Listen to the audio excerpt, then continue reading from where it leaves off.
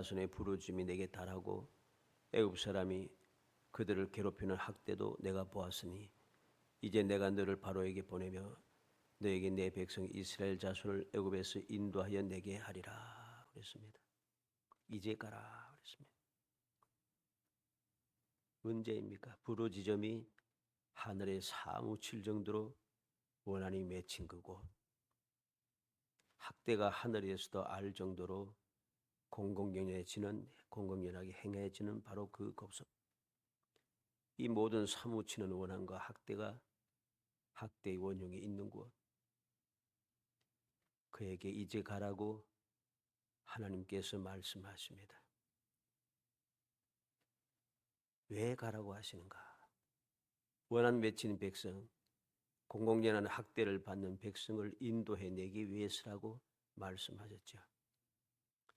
이런 하나님의 말씀을 들은 모세는 11절에 모세가 하나님께 아뢰되 내가 누구에게 바로이까 하며 이스라엘 자손을 애굽에서 인도하여 내리까 합니다. 이 무슨 말이겠습니까? 40세 젊을 때 공주의 아들로서 모든 학문에 통달한 때도 할 수 없었던 일을 지금 80세 된 노인이요 40년간 양을 치면서 사느라 알던 것도 다 잊어버린 때 어떻게 지금 바로에게 갈 수 있겠는가 하는 그러한 반문이 되겠죠. 더군다나 400년간 학대를 받아 원한이 하늘에 사무쳐 있는 백성들에게 힘이 있을 때도 거부하고 대들던 마음이 완악한 백성들을 어떻게 인도할 수 있겠는가 하는 그런 말입니다. 우리는 항상 기억해야 됩니다. 잊어서는 안 되는 것은 오랜 세월 동안 사무치는 어려움을 겪고 있는 사람들은 마음이 강팍합니다. 생각이 외골수로 흐르고 말이 공격적이고 행위가 격렬합니다. 그래서 그들과 대화를 나누고 가까이 하기가 힘들어요. 함께 하기가 굉장히 힘들다는 것입니다. 실제로 오늘날도 그렇지 않습니까? 굉장히 힘든 가운데 살아왔던 사람들은 잘 어울릴 수가 없어요. 그들과 함께하고 어울리고 함께하려고 하면은 긴 세월 동안 나의 모든 것을 다 버리고 나도 그와 같은 상황에 놓여서 그들과 함께 갈 때 어느 정도 마음이 열려지기도 하고 그래야 합니다. 그러나 완전하게 열리지는 않아요. 그래서 어느 순간만 되면은 배격을 하게 되죠.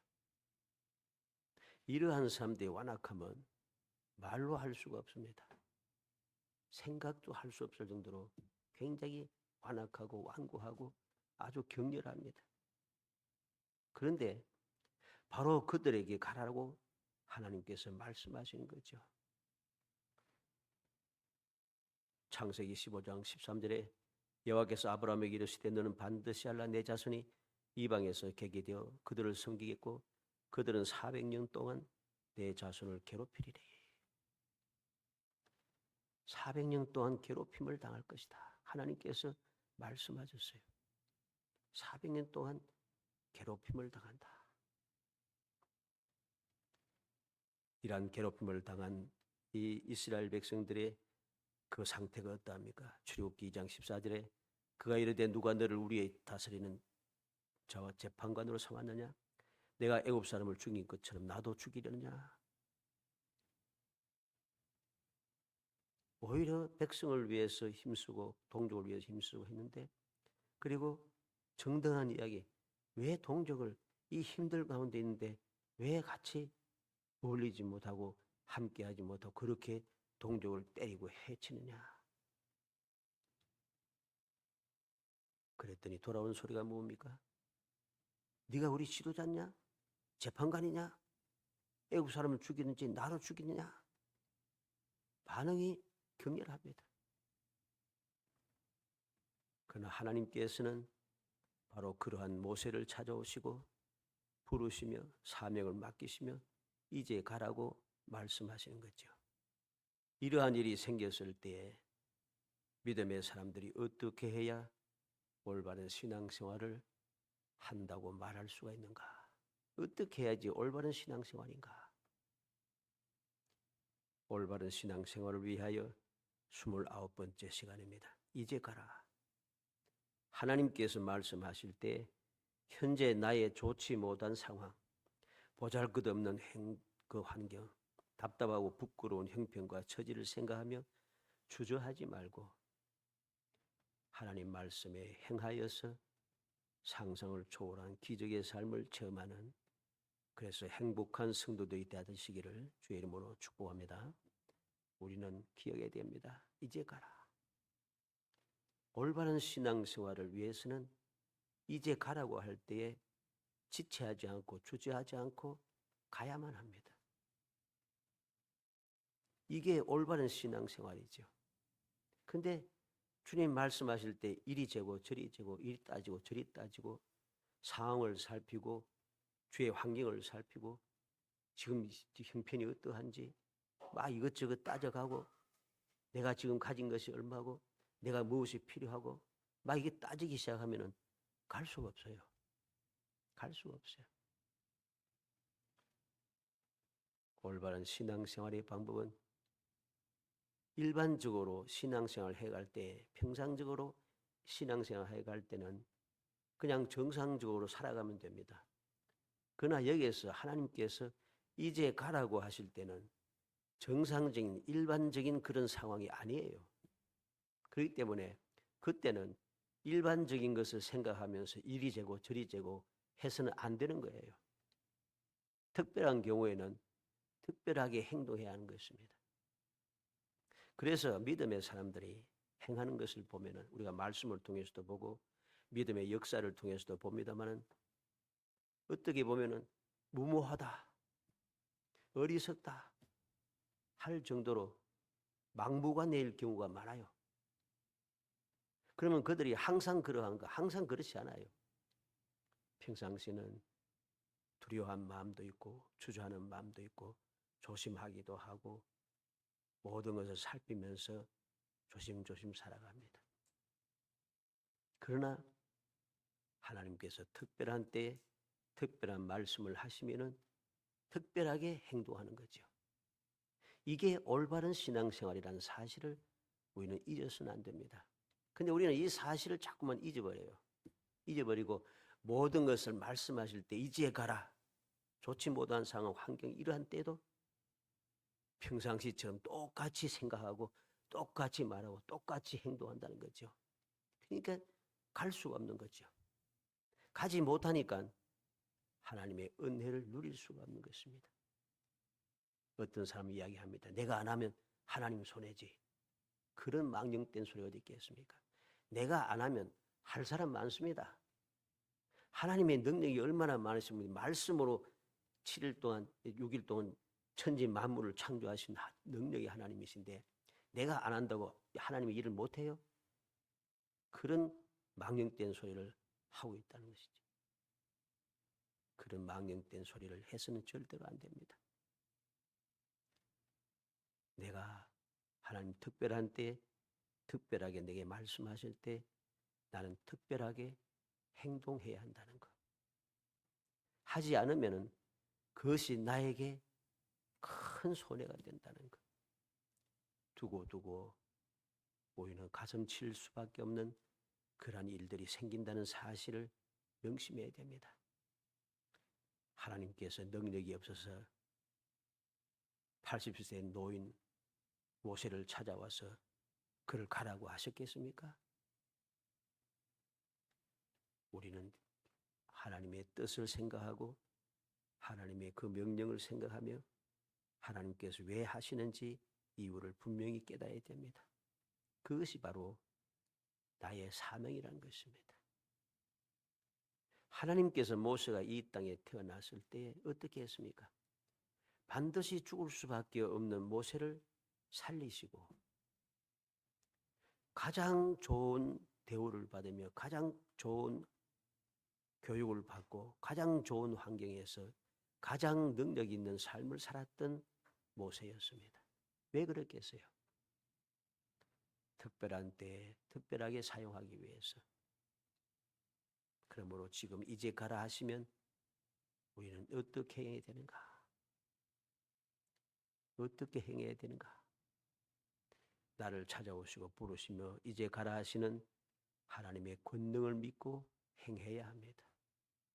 이게 첫 번째 일입니다. 하나님의 권능을 믿고 행하면 되는 것이죠. 이것저것 따질 필요가 없어요. 아무 생각도 없고 어리석게 미련하게 막무가내로 그런 생각하지 말고 그런 소리 듣는다고 두려워할 것 없습니다. 왜 내가 그렇게 행동하는가? 하나님의 권능을 믿기 때문이죠. 2절로 3절에 여호와의 사자가 떨기나무 가운데로부터 나오는 불꽃 안에서 그에게 나타나시니라. 그가 보니 떨기나무에 불이 붙었으나 그 떨기나무가 사라지지 아니한지라. 이에 모세가 이르되 내가 돌이켜 가서 이 큰 광경을 보리라. 떨기나무가 어찌하여 타지 아니하는고. 모세는 이제까지 80년을 살아오면서 이러한 놀라운 기적을 볼 적이 없어요. 들은 적도 없어요. 불이 떨기나무에 붙었는데 떨기나무가 사라지지 않고 계속해서 불타오르고 있는 거예요. 떨기나무가 항상 계속 불타오를 수 없습니다. 여러분들이 잘 아는지 모르겠습니다만 이 떨기나무는 말이죠. 불이 붙으면 금방 사라집니다. 금방 사라집니다.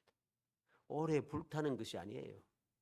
그런데 그 떨기나무에 불이 붙은데 계속해서 불타고 있다는 것이죠. 너무 놀랍습니다. 그래서 모세가 이야기하지 않습니까? 이 큰 광경을 보리라. 떨기나무가 어찌하여 타지 아니하는고.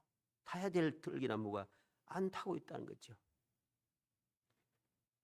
모세는 이 놀라운 기적을 하나님의 권능을 체험했다는 것이죠.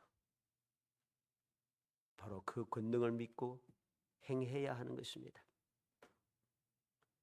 우리는 항상 명심해야 됩니다. 특별한 때에 특별한 명령이 내렸을 때 우리는 특별했던 그 때를 생각하며 내게 놀라우게 특별하게 역사하셨던 그 역사를 생각하며 기억하고 지체하지 않고 주저하지 않고 바로 행동해야 한다는 것.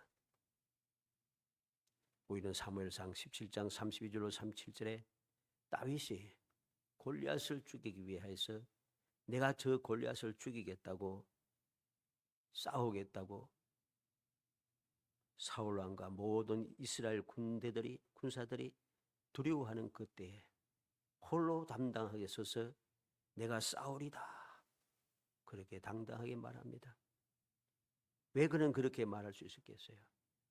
그는 하나님의 권능을 믿었기 때문입니다. 그래서 그는 고백을 하지 않습니까? 다윗이 사울에게 34절에 다윗이 사울에게 말하되 주의 종이 아버지의 양을 지킬 때에 사자나 곰이 와서 양떼에서 새끼를 물어가면 내가 따라가서 그것을 치고 그 입에서 새끼를 건져내었고 그것이 일어나 나를 해하고자 하면 내가 그 수염을 잡고 그것을 쳐 죽였나이다. 주의 종이 사자와 곰도 쳐선적 살아계신 하나님의 군대를 모욕하니 할례 받지 못한 블레셋 사람이니까 그가 짐승의 하나같이 되리다. 또 다윗이 이르되 여호와께서 나를 사자의 발톱과 곰의 발톱에서 건져내셨은즉 나를 이 블레셋 사람의 손에서도 건져내시리다. 이전에 체험했어요. 기적을. 어린 소년 다윗이 사자와 곰하고 싸워서 이길 수 있겠어요? 대적할 수도 없어요. 두려워서 도망갈 수도 없어요. 두려움이 생기면 온몸이 굳어서 움직일 수가 없습니다. 그런데 다윗은 그 어린 소년이 지금으로 치면 한 중학생 정도 되겠죠. 그 어린 소년인 다윗이 사자와 곰하고 싸워서 이겨내더라는 것이죠. 그 기적을 처음 했던 그 다윗은 하나님께서 나를 사자와 곰에게서도 건져주셨는데 저 블레셋 사람 아무것도 아니란 거죠. 하나님의 권능을 믿고 그런 행하였습니다. 그리고 사무엘상 17장 45절에 다윗이 블레셋 사람에게 이르되 너는 칼과 창과 단청으로 내게 나오거니와 나는 만군의 여호와의 이름으로 이름 곧 내가 모욕하는 이스라엘 군대의 하나님의 이름으로 내게 가노라. 여호와께서 너를 내 손에 넘기시리니 내가 너를 쳐서 내 목을 베고 블레셋 군대의 시체를 올 공중의 새와 땅의 들짐승의 주 온 땅으로 이스라엘 하나님이 계신 줄을 알게 하겠다고 그는 담대하게 외쳤습니다. 그리고 그는 우리가 너무 잘 알듯이 물매를 던져서 단 한 개의 물매로 골리앗을, 모든 사람이 두려워하던 골리앗을 죽였다는 것이죠. 얼마나 놀라운지 50절에 보면 다윗이 이같이 물매와 돌로 블레셋 사람을 이기고 그를 쳐 죽였으나 자기 손에는 칼이 없었더라. 무기가 없는데도 모든 사람이 두려워하는 골리앗을 쳐 죽일 수 있었다. 우리는 기억해야 되겠습니다. 내가 어떻게 이제 가라고 할 때 도저히 상황도 환경도 내 형편과 처지도 내 능력도 안 되는데 왜 가라고 하시는가? 원망하고 이리저리 따지고 하지 말고 이전에 내게 하나님께서 나타나서 내게 주셨던 그 은혜, 내게 베풀어 주셨던 그 능력, 그 권능, 그 기적, 그것을 생각하면서 하나님께서 그때도 내게 이렇게 능력을 베풀어 주셨는데 지금 가라고 하시니, 가라고 하셨으니까 얼마든지 그 능력이 내게서 이루어질 것이다, 행해질 것이라고 하는 믿음을 가지고 우리가 행동해야 하는 것입니다. 이게 바로 올바른 신앙생활의 방법인 것이죠. 믿음을 가진 사람이 올바른 신앙생활을 위해서 바로 이렇게 행동해야 합니다. 그러나 우리는 어떠합니까? 그렇게 행동하지 않은 때가 너무 많습니다. 이것저것 따져가면서 또 내 마음에 들지 않는다고 서로 말을 맞추어서 하나님의 일을 방해하고 끊임없이 죄를 범하고 있습니다. 이게 바로 오늘날의 현실인 것이죠. 우리는 정신을 차려야 됩니다. 안 된다고 하지 말고 하나님의 권능을 믿고 우리가 믿음으로 행해야 한다는 것이죠.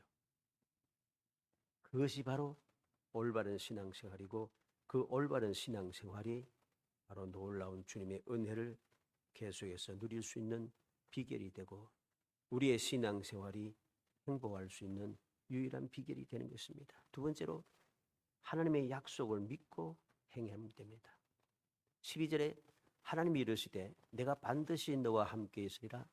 내가 그 백성을 애굽에서 인도하여 낸 후에 너희가 이 산에서 하나님을 섬기리니 이것이 내가 너를 보낸 증거니라. 하나님의 약속이 있습니다. 하나님께서 약속하지 않습니까? 내가 반드시 너와 함께 있으리라. 하나님의 약속이 있어요. 그러니 여러 가지 따지지 말고 도저히 가망이 없어. 지금 내가 80이 되었는데 능력이 없는데 알던 것도 다 자꾸 까먹기 시작하는데 저렇게 완고한 백성들 앞에 내가 가라고 어떻게 갈 수 있겠어? 현실에 맞지 않아. 이것은 올바른 신앙생활의 자세가 아닌 것입니다. 하나님께서는 항상 부르시고 가라고 하시면서 우리에게 주시는 약속이 있습니다. 우리는 그 약속을 믿고 행하면 되는 것이죠. 반드시 너와 함께 있으리라. 어디에 있든지 완고한 바로 포악한 바로 앞에 완고한 이 백성들 앞에 있든지 내가 힘이 없는데도 힘이 없을지라도 하나님께 능력이 하나님께서 나와 함께 하신다는 거죠. 반드시 너와 함께 있으리라. 또 어떤 약속하십니까?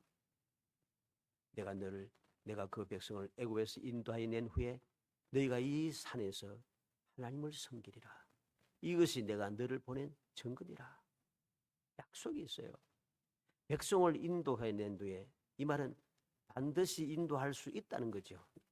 약속이죠. 반드시 인도할 수 있다는 약속. 그리고 그 약속대로 어떻게 증명이 될 수 있는가? 이 산에서 하나님을 섬기게 될 것이다. 하나님의 약속이 주어져 있어요. 우리는 기억하고 기억해야 되겠습니다.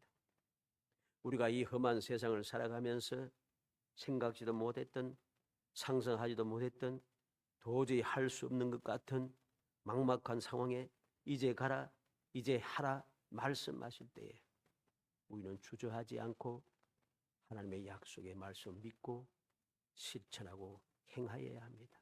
이제 가야만 한다는 소리죠. 그런데 이 사실을 믿지 못하고 자꾸만 주저하게 되면 이것저것 따지기 시작하면 갈 수가 없어요. 평생을 못 갑니다.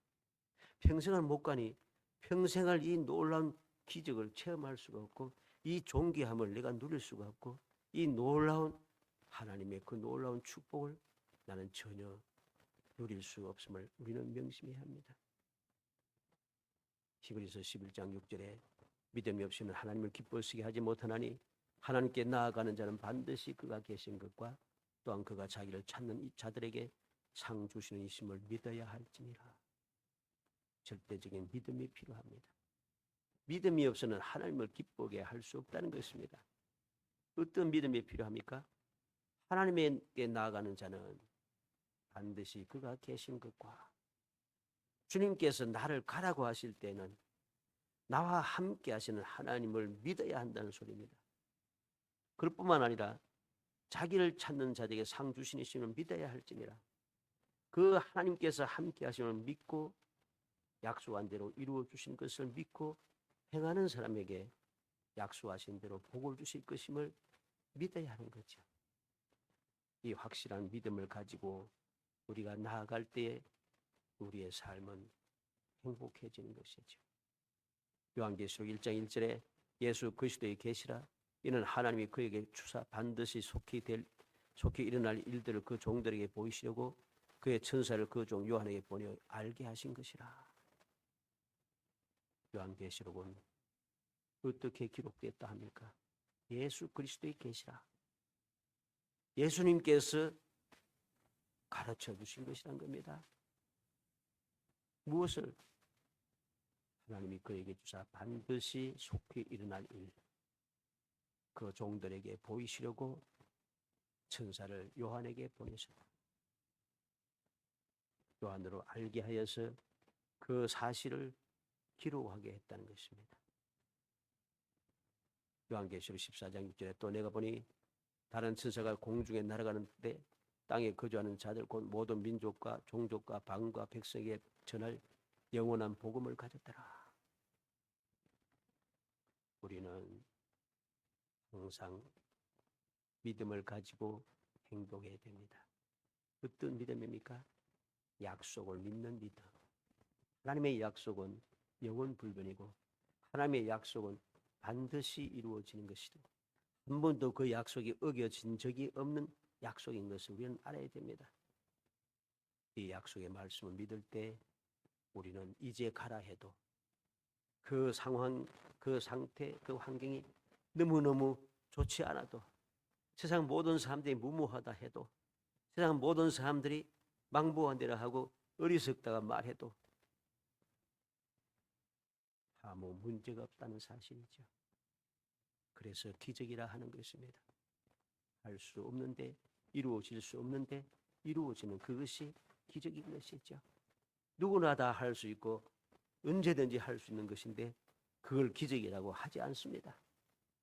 모든 기적의 역사는 할 수 없을 때 하나님의 능력을 믿고 하나님의 약속을 믿고 행할 때에 하나님께서 약속하신 대로 이루어 주시는 그것이 기적인 것이죠. 살아가는 성도 여러분, 우리는 바로 이렇게 하나님께서 말씀하셨고 비록 우리가 말씀을 통해 보면 알듯이 모세가 40년 동안 광야 생활을 하다 보니까 마음이 많이 약해졌어요. 갈 수 없습니다. 내가 어찌까 가겠습니까?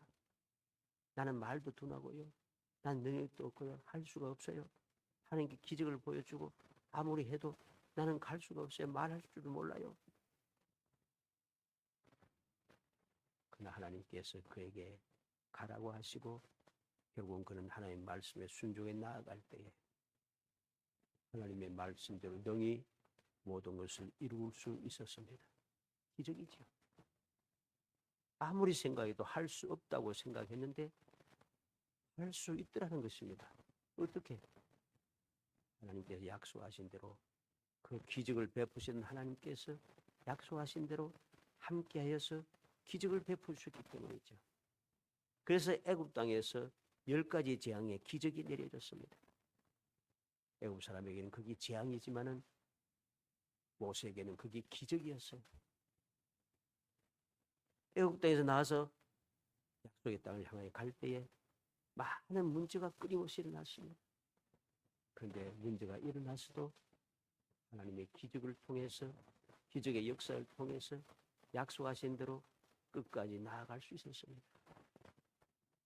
하나님의 말씀대로 능히 이룰 수 있었다는 것, 이 사실을 오늘 우리는 마음속에 새겨서 교훈을 삼아야 합니다. 그래야 할 때에 어떠한 상황에서도 세상 모든 사람들이 다 안 된다고 해도 언제든지 할 수 있는 진짜 거룩한 신앙생활, 올바른 신앙생활을 하는 믿음의 사람이 될 수 있고 주님의 은혜를 누리고 인정을 받는 축복의 사람이 될 수가 있는 것입니다. 사도행전 7장 35절 36절에 그들의 말이 누가 너를 관리와 재판장으로 세웠느냐 하며 거절하던 그 모세를 하나님은 가시나무 떨기 가운데서 보이던 천사의 손으로 관리와 속량한 자로 보내셨나으니 이 사람이 백성을 인도하여 나오게 하고 애국과 홍해와 광야에서 40년간 기사와 표적을 행하였느니라. 놀라운 기적의 삶을 그는 살았다는 것입니다. 우리는 이 모든 것들이 모든 믿음의 사람들에게 다 약속대로 그대로 이루어졌습니다. 말씀을 통해서 다 우리에게 보여줬어요. 이미 아브라함도 그러했습니다. 아브라함은 내가 너에게 보여줄 땅으로 가라. 고향과 친척과 아버지 집을 떠나 내가 너에게 보여줄 땅으로 가라. 그러면은 내가 복을 주겠다. 복을 주겠다. 너는 복이 될 것이다. 말씀합니다. 그래서 하나님의 말씀대로 그는 갔습니다. 갔을 때 나이가 70세라고 75세였다고 성경은 기록합니다. 그리고 히브리서 11장 8절에 믿음으로 아브라함은 부르심을 받았을 때 순종하여 장래 유업으로 받을 땅을 나아갈새 갈 바를 알지 못하고 나아갔으며 어디인 줄 모르지만은 하나님께서 보여주시겠다고 하니까 보여주시는 땅을 향하여 그는 가고 있습니다. 그랬더니 하나님께서 보여주시더라는 것입니다. 얼마나 놀라운 은혜입니까? 이삭도 마찬가지입니다. 창세기 26장에 보면은 아브라함 때 첫 흉년이 들었더니 그 땅에 또 흉년이 들매 이삭이 그랄로 내려가서 브레셀 왕 아비멜렉에 이르렀더니 여호와께서 이삭이 나타내 이르시되 애굽으로 내려가지 말고 내가 네게 지시하는 땅에 거주하라. 이 땅에 거류하면 내가 너와 함께해서 네게 복을 주고 내가 이 모든 땅을 너와 내 자손에게 주리라. 내가 내 아버지 아브라함에게 맹세한 것을 이루어 내 자손을 하늘의 별같이 번성하게 하며 이 모든 땅을 내 자손에게 주리니 내 자손으로 말미암아 천한 만민이 복을 받으리라. 하나님께서 말씀하신 대로 그는 순종하기 때문에 12절 13절에 이삭이 그 땅에서 농사의 그 해에 100배나 얻었고 여호와께서 복을 주심으로 그 사람이 창대하고 왕성하여 마침내 거부가 되어 하나님께서 말씀하신 대로 약속하신 대로 능력을 베푸셔서 모든 것을 이루셨다는 것이죠. 야곱도 마찬가지입니다. 창세기 28장 13절 15절에 보면 그는 하나님을 만나본 적도 없고 음성을 들은 적도 없습니다. 그런데 외롭게 외삼촌 라반의 집을 향하여 가다가 루스 땅에서 돌베개 되고 외롭게 처량하게 잠들 때에 그는 하나님을 만났습니다. 하나님 찾아오셨죠. 하나님께서 찾아오셔서 그에게 약속하십니다. 내가 너와 함께해서 내가 어디로 가든지 너를 지키며 너를 이끌어 이 땅으로 돌아오게 할지라 내가 내게 허락한 것을 다 이루기까지 너를 떠나지 아니하리라 하신지라. 하나님께서 약속했습니다. 너와 함께 하겠습니다. 너와 함께 내라고 너와 함께 올라오고 내가 약속한 이루기까지 떠나지 않겠다. 그 약속하신 대로 하나님께서는 라반의 집에 있을 때도 도망갔을 때도 에스를 만났을 때도 세겜성에서도 애굽에 들어갈 때도 하나님께서 그와 함께 하시며 돌봐주셨던 그 기적을 그는 끊임없이 체험하면서 기적의 삶을 살아갔습니다. 우리는 기억해야 되겠습니다. 항상 기억하고 또 기억해야 되겠습니다. 어떻게 하면 내가 감당할 수 없고 도저히 할 수 없는 것 같은 그런 일을 하라고 하실 때 내가 할 수가 있는가? 어떻게 하면 올바른 신앙생활하는 하나님께 인정받는 복 있는 사람이 될 수 있는가? 어떻게 하면 기적을 체험하고 행복한 삶을 살 수 있을까? 어떻게 하면 지옥 같은 세상에 천국 같은 삶을 살 수 있을까? 우리는 오늘 말씀을 통해서 올바른 교훈을 받아야겠습니다. 하나님의 권능을 믿고 행하고 하나님의 약속을 믿고 행하여서 여러분들이 2023년의 삶도 약속한 대로 꿈꾸는 것 같았다. 여호와께서 우리를 위해 큰 일을 행하시니 우리는 기뻐도다. 이렇게 고백하고 기뻐하고 즐거워하며 감사하며 찬송할 수 있는 정말 기적의 삶을 이어가는 행복한 성도이 되시기를 주의 이름으로 축복합니다. 은혜 감사합니다. 사랑하여 주셔서 택하여 주시고 택한 저희들 하여금 주님의 약속의 말씀을 마음에 새기고 주님께서 이제까지 내게 베풀어 줬던 그 기적을 생각하며 조금 더 의심하지 않고 세상 모든 사람들이 아버지 망부하느라고 한심하다고 어리석다고 미련하다고 그렇게 욕한다 할지라도 개의치 아니하고 주의 말씀을 믿고 순종하여 이제 가게 하시고 갈 때마다 주님 기적을 베풀어 주시고 약속대로 이루어지는 그 놀라운 기쁨을 마음껏 누리며 행복한 신앙생활, 천국의 신앙생활을 할 수 있도록 은혜를 베풀어 주옵소서. 예수님의 이름으로 기도합나이다. 아멘.